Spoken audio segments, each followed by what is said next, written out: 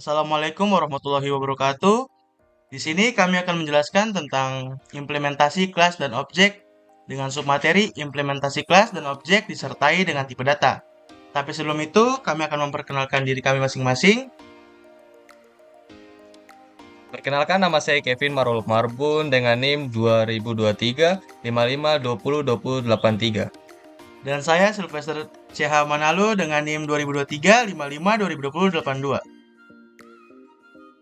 Oke, langsung saja kita masuk ke materinya. Sini ada perbedaan antara kelas dan objek. Kelas adalah blueprint atau template yang mendefinisikan atribut dan perilaku atau metode dari suatu objek. Di dalam kelas, kita mendeklarasikan variabel dan metode yang digunakan oleh objek. Kelas adalah konsep yang abstrak, tidak mengambil memori hingga kita menciptakan instance atau objek dari kelas tersebut. Contoh kelas mobil, mendefinisikan atribut seperti warna, jenis mesin, dan metode seperti bergerak, berhenti. Selanjutnya ada objek. Objek adalah instance nyata dari sebuah kelas. Ketika sebuah kelas diinstansiasi, kita menciptakan objek. Objek memiliki state atau atribut atau variabel dan behavior atau metode yang ditentukan oleh kelasnya. Objek memori ketika kelas tersebut diinstansiasi dan dapat digunakan untuk menjalankan metode dari kelas yang bersangkutan. Contoh, mobil Toyota. New mobil, di sini Toyota adalah objek dari kelas mobil. Oke, kita masuk ke codingan dan di baris pertama ini ada import java.until.arraylist. Di baris ini mengimpor kelas ArrayList dari library java.until.arraylist adalah struktur data dinamis di Java yang memungkinkan kita menyimpan sejumlah elemen tanpa menentukan ukuran awal. Setelah itu di baris yang ketiga mendeklarasikan sebuah kelas dengan nama buku. Kelas ini akan digunakan sebagai blueprint atau cetak biru untuk membuat objek buku. Setelah itu di baris yang kelima, 6, dan 7 menjelaskan tentang deklarasi variabel instance di dalam kelas buku yang disebut atribut, di mana judul dan penulis adalah bertipe data string yang menyimpan teks, sedangkan tahun terbit bertipe data int yang menyimpan angka tahun. Setelah itu di baris yang ke-10, ini adalah konstruktor dari kelas buku. Konstruktor dipanggil saat objek buku dibuat dan digunakan untuk menginisialisasi nilai-nilai dari atribut judul, penulis, dan tahun terbit. Setelah itu, pada baris ke-11, 12, dan juga yang ke-13, baris ini menginisialisasi atribut dari objek buku dengan nilai yang diteruskan ke dalam konstruktor. Kata kunci this digunakan untuk membedakan antara variabel instance dan parameter metode. Setelah itu pada baris yang ke-17 menjelaskan tentang deklarasi metode info buku,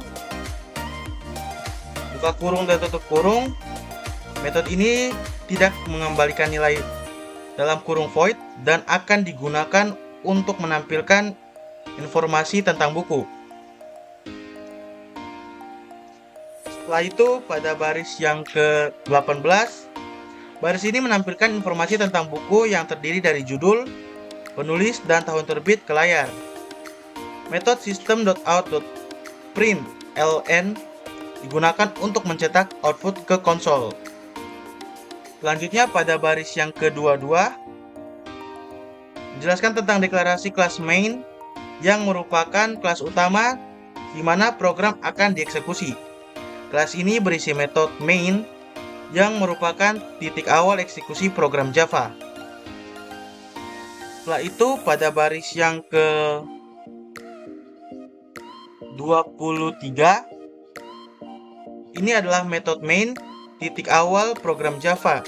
Metode ini harus ada dalam setiap program Java yang dieksekusi. Parameter string Args adalah array dari argumen baris perintah, tetapi tidak digunakan dalam contoh ini. Selanjutnya pada baris yang ke-25, baris ini membuat sebuah objek baru dari kelas buku bernama buku 1.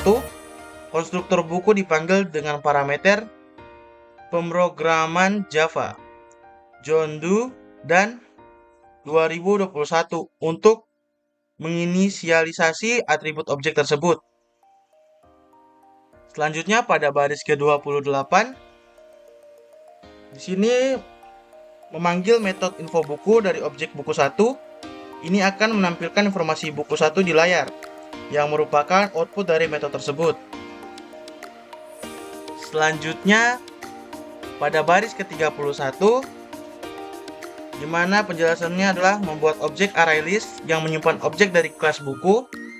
ArrayList ini digunakan untuk menyimpan beberapa buku dalam satu wadah. Selanjutnya, pada baris yang ke-34 dan ke-35, baris ini menambahkan dua objek baru ke dalam ArrayList bernama koleksi buku. Setiap kali new buku dipanggil, objek buku baru dibuat dan ditambahkan ke dalam list menggunakan metode add.